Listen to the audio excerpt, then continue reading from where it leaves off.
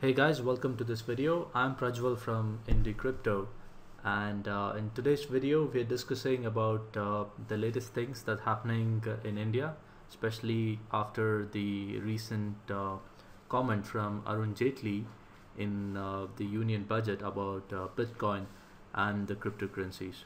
So there's a lot of panic right now in the market. We can definitely see that in the price. The price has dropped significantly in the past 24 hours following the news. Uh, there's been a lot of false news that's been spread across after the Arun Jaitly's statement.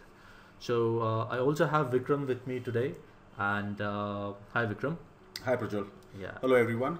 So we'll go ahead and look into what exactly did Arun Jaitly say, and what did he actually mean, and what is the stand of the government and the RBI on cryptocurrencies before and now, and is anything changed? And also we'll look at few other things. So Vikram, the first thing is RBI issued their first statement about Bitcoin and cryptocurrencies on December 24, 2013. So here's the press release of RBI where they clearly stated that they will do a wait and watch policy. So they didn't want to go ahead and uh, or regulate it or anything. They told they're going to go ahead and wait and watch. And they also cautioned people that they will be using Bitcoin and cryptocurrencies in their own risk, right? Yeah, that's right. I think this was there as subtly mentioned in the first time. It was like mostly wait and watch policy is what was emphasized on. I think it's kind of like the same thing going on still. Okay, so this wait and watch policy is actually implemented by all the governments in the world. It's not specific to India, right? Because the technology itself, especially in 2013, was so new that not many people knew about it. So that's the reason all the governments were taking a stand of wait and watch policy. You're right. That's 100%. I think Indian government just made it clear by saying that in 2013. I was aware at that time very clearly because we spoke to the RBI guys, we spoke to the regulators, we spoke to the IT head office, and I was present there in front of a lot of people. The only sad part was they had absolutely no clue, so they kind of like went with wait and watch policy. Okay, so this was the article in 2013, December 24th, and same thing was repeated or reiterated on February 1st, 2017. So there was nothing new that RBI mentioned on February 1st. That was exactly 1 year ago and last year. And the same thing was again reiterated in December 5th, 2017 as well. That was recently, like just a month ago. Now, in the budget session yesterday, Arun Jaitly said his exact words were, he said that the government doesn't consider cryptocurrencies as a legal tender or coin and will take all the measures to eliminate the use of these crypto assets in financing illegitimate activities or part of a payment system. But he also said the government will explore use of blockchain technology proactively for assuring in digital economy. Now, why do you think is there's nowhere mentioned that cryptocurrencies are illegal? It's mentioned that they will stop illegal usage of cryptocurrencies. So, is there a difference? Why do people have difficulty understanding both? So actually, the government is very clear on it. You have to read between the lines. What it means is cryptocurrency is nothing but similar to gold, silver, bonds, precious commodities, your phone that you hold, which holds like a decent amount of value. So you cannot use any of these to make settlements, and the government will not back if you made that with those. What that means is if you paid somebody with gold and if you had an issue, you cannot go back to the government saying that, oh yeah, to settle his dues, he paid me in gold. Can you help me? No, the government is not going to help you. The same is with cryptocurrency. That's exactly what they're trying to say. There's nothing too different about how the system is running already. You don't want to pay with gold for some illicit work, right? For any kind of bad jobs, you don't want to pay with anything. It's the same as cryptocurrency. That's exactly what they're trying to say. Okay, so when they mean legal tender, so in India, the only legal tender is Indian rupees, right? There's nothing else that you can use for a legal tender apart from Indian rupees. Is there anything else that we can use?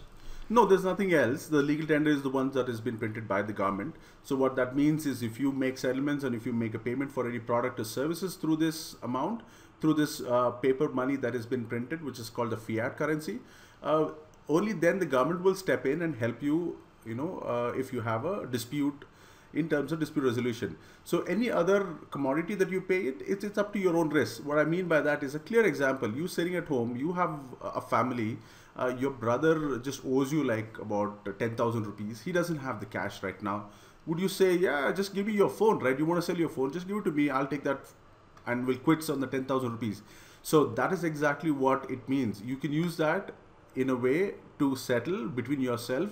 You take their own risk. Same as with your cryptocurrency.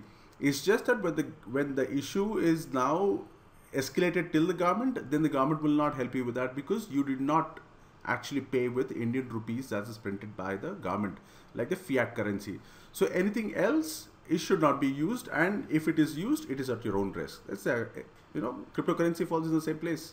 Okay, so let's quickly watch a video by Mr. Arun Jaitly speaking about the legal tender of Bitcoin and cryptocurrencies in the Parliament.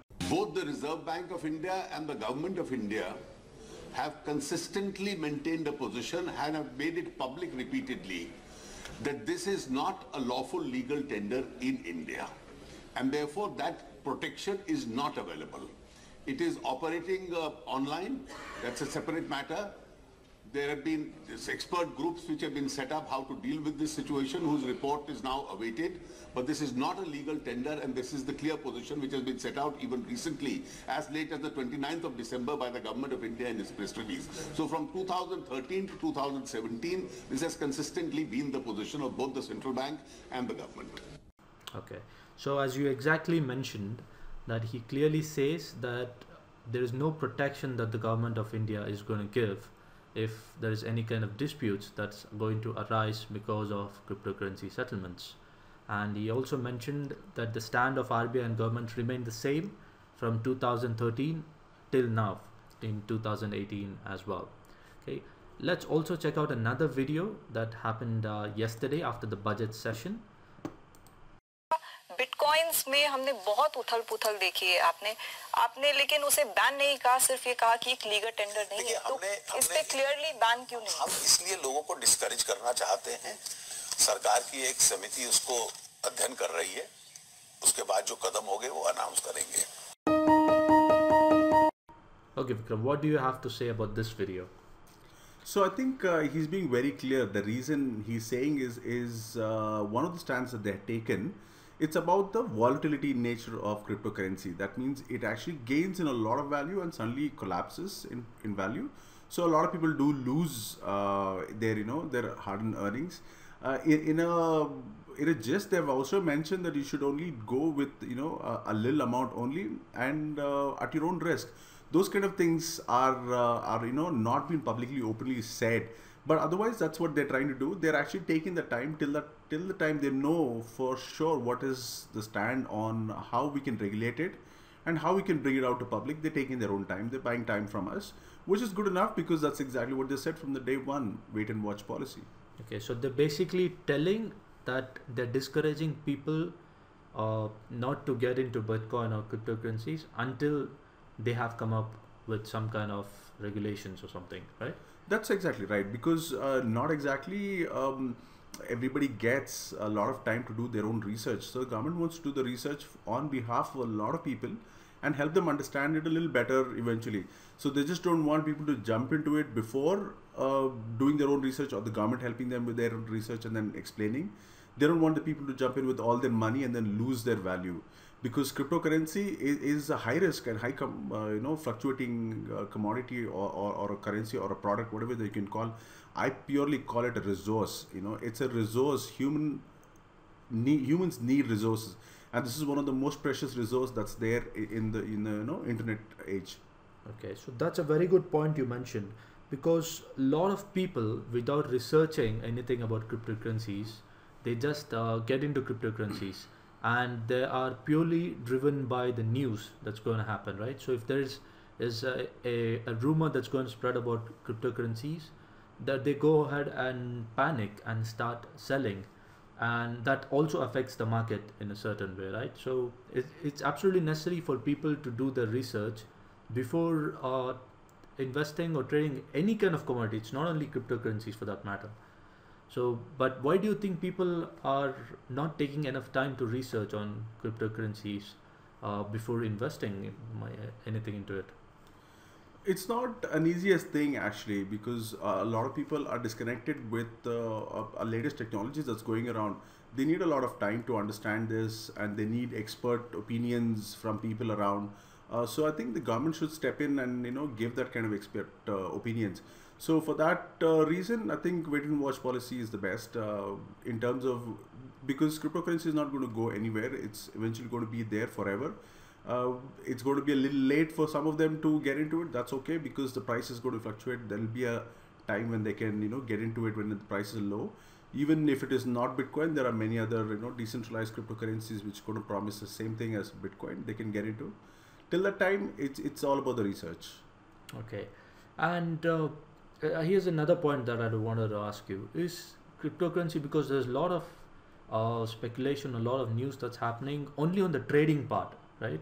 Nobody's speaking about the technology part and the technological usages of cryptocurrency, applications of cryptocurrency. Why is that not coming into picture in comparison to the trading part? Why are people not looking at that picture? So if you see why it gets interested for the people, is because of the price. First of all, when the price rises for anything, people suddenly get interested in it. So that's how they all flocked into it this time, particularly because it rose quite a bit. So anything that gains some value like that, everybody is like interested and they want to get into it, right? So they didn't have the time to understand the technology bit of it. Well, I'm thinking at the time of the price correction that's going to happen over the period of few years now, people will get to know a little bit more, and I'm sure the government will also step in and explain the little bit advantages of the technology. In a way, it's already been mentioned, like they say that blockchain is the inevitable technology that they're going to research into. If you understand, Bitcoin was the first ever experiment on the blockchain. So if Bitcoin is so successful, eventually everything on the blockchain will be successful. So it's just that the successful part of the blockchain, which is the Bitcoin, it's just being a currency or a value commodity or a value proposition. It's gaining in value and losing. For that reason, it's been put on the back bench. But otherwise, it's like a promising technology for the future. We will definitely use this.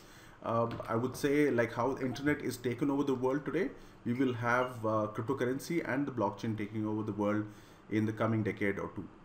Okay, thanks very much for that, Vikram. And speaking about the price corrections, there's been a lot of price variations that's been happening of lately. You've been following Bitcoin you're only one of the early adopters, right? So you have gone through these kind of price corrections previously as well, maybe around 2012 and 2013. So what do you think about this particular price correction, and where do you think things will be heading from here? I think from here things are going to be definitely better than what it was. If I may talk about the price correction, I have known Bitcoin, or I've heard about Bitcoin, and I've liked and got into understanding more of Bitcoin since the time it didn't even have value. So it gained value in front of me. Like I saw it gain value. Like the first ever time 1,000 Bitcoins was like $1, and then it became 50 cents, $1. That is equal to, like, say about in 2011 was one of the important aspects I have to explain to you. In 2011, it gained from $1 to $30, and it dropped back to $1. That means it lost almost 96% of its value. Unlike today it only dropped 50%. Say 50% of its value is nothing. That means if you invested 1 lakh in 2011, you would be left with only 4,000 in your hand after like the drop. Today, at least if you invest 1 lakh rupees, you still have 50,000 rupees left in your pocket if you sell your crypto back. So that means this price correction is nothing compared to what happened previously. So now that I have seen so much of these, price variation from 2011, the next big one was 13, then was now. Eventually, it's going to be much more stabilizing, and in particularly value of particular one Bitcoin value might soar to even 100 lakhs, 1 crore, and the price correction might come down to like 50 or 60 lakhs. So you lose out as a big volume of 40-50 lakhs per Bitcoin. But in percentage, you still haven't lost as how some people in 2011 lost. That means in 2011, if you had to buy, say 1 crore worth of Bitcoin, you would have been left with only 4 lakhs worth of Bitcoin, right? After the price correction or the sudden fall.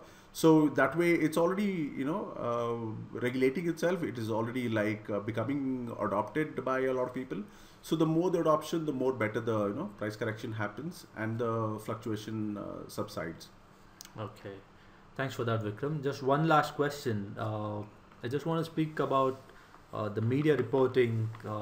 Why is there so much misleading information out there on the media when after the speech from Mr. Arun Jaitly? It's clear, right? When we see the video, it's not clearly the same thing that's being published in the media.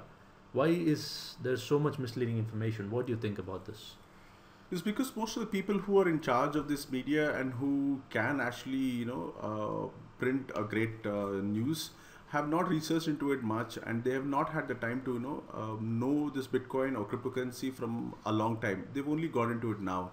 So all those people who got into it now, they're not able to read the, fine print of it or understand the details of it and explain it and, bring it out properly. Mr. Arun Jaitly has also been very smart the way he explained it. He's just been repeating the same thing that's 2013 that's been mentioned, but he's just putting it in a different way. He's also, I'm sure he needs his own research too. I think he needs to do a little bit more research so that he can make it, more palatable for Indian public. But those things will come with time. I guess we'll have to wait for that to happen. Okay, that's great. Thank you very much, Vikram. So that was an amazing chat, and that was really very, very informative. We get to learn a lot of things every time we speak to you. Thank you very much for that. So that's it, guys. That's it in this video. Hope you liked this conversation we had about everything that's been going on lately with the Bitcoin and the cryptocurrency market. So if you like this video, please go ahead and share it with your friends and give us a thumbs up. And if you're somebody new here, please hit the subscribe button and also hit the bell button so that you get notified whenever we post new videos. Thank you for watching this video, guys. Thank you again, Vikram. Thanks a lot. Thanks, Prajal.